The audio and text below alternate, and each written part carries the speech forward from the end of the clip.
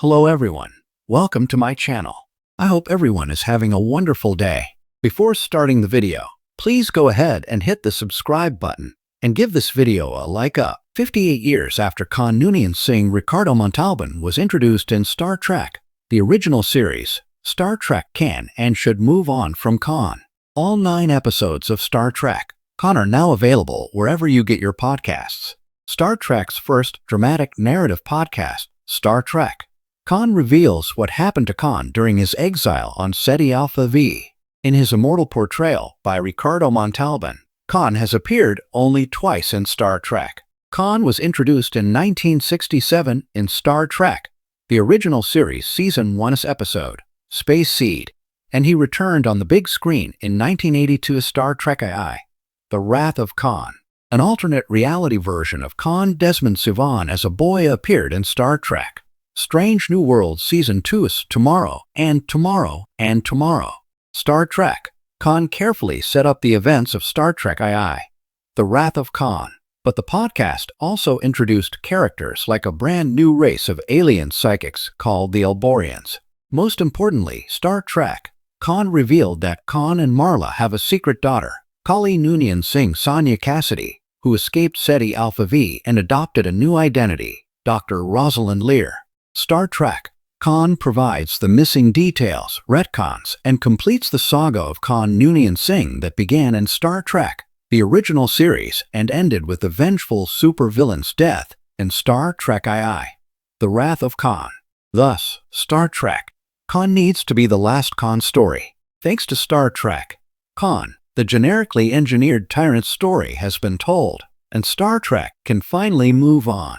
Star Trek Khan was the most in-depth exploration of Khan's psyche, showing his capacity for love and compassion. Yet he continually reverts to his savage base instincts instead of pursuing his better angels. The most pertinent lingering questions about Khan Noonien Singh have now been answered by Star Trek Khan, and there's no need to return to the character. Khan is a closed circle, and Star Trek Khan filled in the gaps of his obsession with Captain Kirk that led to the villain's demise in Star Trek II. It would be a mistake to attempt more Khan stories, like a prequel of Khan ruling and fleeing Earth during the eugenics wars. Khan was a glorious villain who received his long-missing middle act in Star Trek Khan. Now, Khan's story is told. Star Trek can leave him behind, at last, and look to the future. Star Trek's fascination with Khan and his status as Star Trek's greatest villain and the ultimate enemy of Captain Kirk was cemented by Ricardo Montalban's bombastic, scenery-chewing performance in Star Trek II, The Wrath of Khan. Before Khan's movie comeback, he was a memorable villain, but one among many, in Star Trek, the original series. Star Trek II elevated Khan to iconic and legendary status. Undeniably, Ricardo Montalban imbuing Khan with larger-than-life menace permanently changed Star Trek, especially regarding expectations for villains in Star Trek movies.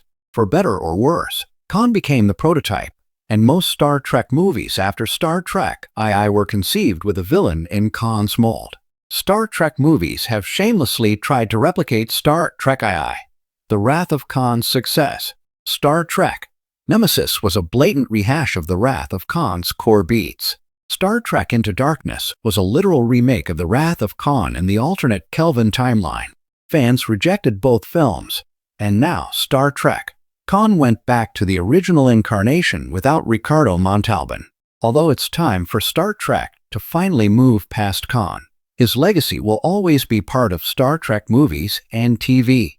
TV series like Star Trek Picard Season 3 created villains like Vadic Amanda Plummer, who has a motivation for vengeance and a penchant for scenery chewing, like Khan. Khan's legacy is also perpetuated each time Star Trek tackles the thorny issue of genetic engineering in the United Federation of Planets. Khan is the reason genetic manipulation is banned by the Federation, which impacted the lives of augments like Lieutenant Commander Una Chen, Riley Rebecca Romjan in Star Trek Strange New Worlds, and Dr. Julian Bashir Alexander Siddig in Star Trek Deep Space Nine. Star Trek only occasionally deals with the impact Khan left on the Federation, although those episodes, like Star Trek Strange New Worlds, Ad Astra Per Aspera, and Star Trek Deep Space Nine's Dr. Bashir, I presume, tend to be classics. Still, Star Trek mostly evades the thorny issue of how the Federation deals with augments, unless it's to reaffirm Star Trek series' regular characters as good augments. There are a handful of existing characters that Star Trek can use to further explore Khan's legacy. Star Trek should also continue to create new villains with different, complex motivations rather than rely on Khan's blueprint. Nearing 60 years since Khan was introduced in Star Trek, the original series, the time has finally come to leave Khan behind for good. For nearly 6 decades, the Star Trek franchise has carried many legacies: bold exploration, philosophical conflict, and the promise of a better future. But among those legacies, one name has lingered like an unshakable shadow across generations of storytellers: Khan Noonien Singh. The genetically engineered tyrant introduced in 1967's Space Seed became an icon of villainy, a benchmark for every antagonist to follow. Then, in 1982, the Wrath of Khan immortalized him as the perfect nemesis: obsessive, tragic, brilliant, and terrifyingly human. Khan became so central to the franchise's mythology that Star Trek, consciously or not, has repeatedly circled back to him, as though afraid to close the book on its greatest foe. But after 58 years, Trek stands at a moment where it must finally loosen its grip on that legacy, not out of disrespect for what Khan brought to the franchise, but out of necessity, for the sake of evolution, imagination, and the very spirit of exploration. The myth that became a trap. Khan was never meant to define Star Trek. He was a compelling antagonist for one story, maybe two. Yet his influence seeped far beyond that. His presence became symbolic, shorthand for a villain with operatic stakes and emotional resonance. Writers returned to him whenever they needed gravitas. Fans invoked him whenever a new villain appeared. Studios used his name as marketing gravity, knowing audiences responded to the familiarity. By the time Star Trek Into Darkness rebooted him in 2013, the franchise wasn't just revisiting the past, it was clinging to it. Even when reinvented, Khan was no longer a bold choice. He was a safe one, a fallback, a cycle. Then came Strange New Worlds, and with it, the introduction of Lon Noonien Singh, Khan's descendant and a fascinatingly original character. But even that fresh concept tethered the series to the genetic tyrant storyline, ensuring Khan's shadow fell over New Trek once again. For a franchise built on seeking out the unknown, returning to Khan over and over began to feel less like homage and more like hesitation. Star Trek's universe is too big for one man. The tragedy of Star Trek clinging to Khan is not that the character is overused, but that the universe he inhabits is infinitely larger than him. Starfleet has encountered cosmic beings who reshape reality with a thought, empires that span quadrants, threats that defy physics, and existential mysteries that challenge the meaning of life.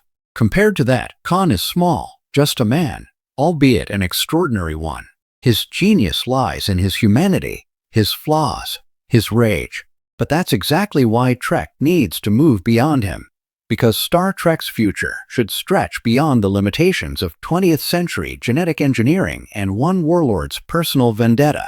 There are countless stories left untold, new civilizations, new philosophical dilemmas, new political crises, and new characters who can become as iconic as Khan without being bound to him. The weight of nostalgia. Nostalgia in Trek is powerful. It connects generations, keeps the myth alive, and honors the stories that shaped the franchise.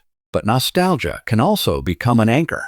Every time a new Trek series references Khan, it reinforces the idea that the franchise's greatest stories are behind it, that the writers must constantly measure themselves against a 1982 masterpiece, that villains must echo the moral complexity and emotional depth Khan provided instead of forging their own identity. Thanks for watching this video.